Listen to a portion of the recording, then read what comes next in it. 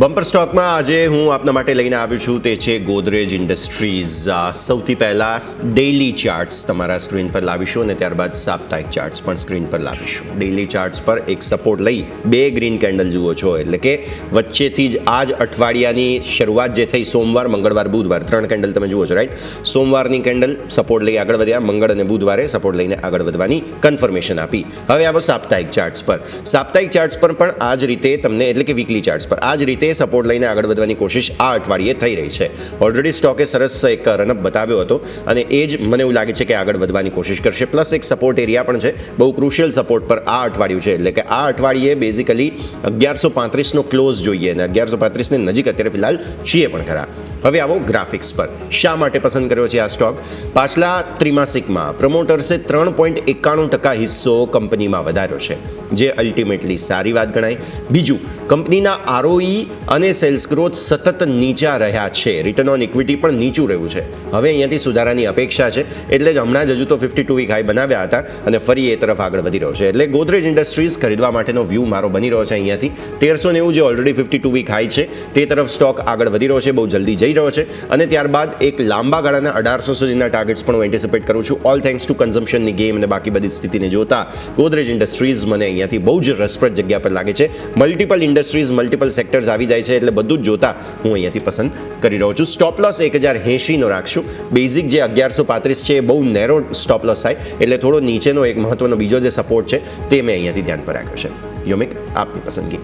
જી બિલકુલ. આજે મારા તરફથી એક નહીં પરંતુ બે સ્ટોક હું અહીંયાથી બમ્પર સ્ટોક તરીકે લઈને આવ્યો છું. તો સૌથી પહેલાં આપણે રડાર પર હોવું જોઈએ તે છે અહીંયાથી બેંક ઓફ બરોડા.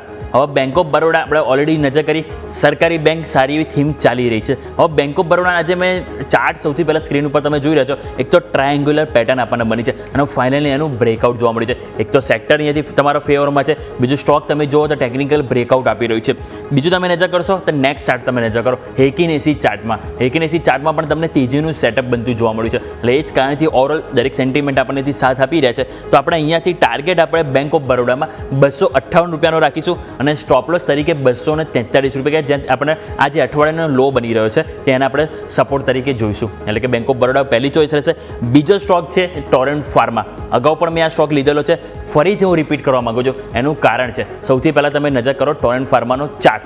તો ટોરેન્ટ ફાર્માનો ચાર્ટ આપણે એક વખત સ્ક્રીન ઉપર લઈને આવીશું. તો તેમાં તમે નજર કરો તો વીકલી ચાર્ટ તમારા સ્ક્રીન ઉપર તમે જોઈ રહ્યા છો અને એમાં તમે નજર કરો તો તમને સારી એવી તેજી, જે કન્સોલિડેશન બોક્સ હતું એની ફાઇનલી તમને તેજી આવી હતી 3-4 અઠવાડિયા બાદ, ફરીથી તમને ડાઉન સાઇડ આવી. પરંતુ આમાં પણ તમે નજર કરો, જે આપણે ટોપ લાઇન આપણે જે દોરી છે ટ્રેન્ડ લાઇન, રાઈટ, અને એને ત્યાં એક્ઝેક્ટ સપોર્ટ લીધો અને જે કન્સોલિડેશન જે બોક્સ હતું જે પહેલાં એની અંદર સ્ટોક ના ગયો ફરીથી, અને એની જે ટોપ બેન્ડ હતી ત્યાંથી સ્ટોક રિવર્સ હલાવ્યું. અને બીજી તમે નજર કરશો ને તો સારી વસ્તુ તમને એ પણ જોવા મળી રહી છે ટોરેન્ટ ફાર્મામાં. ડેઇલી ચાર્ટ જો તમે નજર કરશો ને તો છેલ્લા 3 દિવસથી હાયર હાઈ હાયર લો ફોર્મેશન બની રહ્યું છે.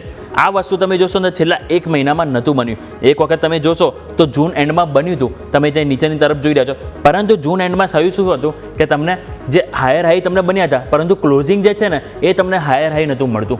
અને તમે જુઓ તો આજે તમને ફાઇનલી ક્લોઝિંગ હાયર હાઈ અને હાયર લો સાથે બન્યું છે. અને એ જ કારણથી આપણે ટોરેન્ટ ફાર્મા કે જે ફાઇનલી કોન્ફિડન્સ બતાવવા રેડી છે, તો અહીંયા ટાર્ગેટ તરીકે આપણે નજર કરીશું તો આપણે ફોકસ કરવું જોઈએ 3530 રૂપિયા અને સ્ટોપ લોસ તરીકે તમારે 3352. એટલે કે આજના દિવસે બે પસંદગી રહી, એક છે બેંક ઓફ બરોડા અને બીજો છે ટોરેન્ટ ફાર્મા. આ બંને સ્ટોક આજના દિવસે મારા તરફથી બમ્પર સ્ટોકમાં આપણે ફોકસ કરીશું.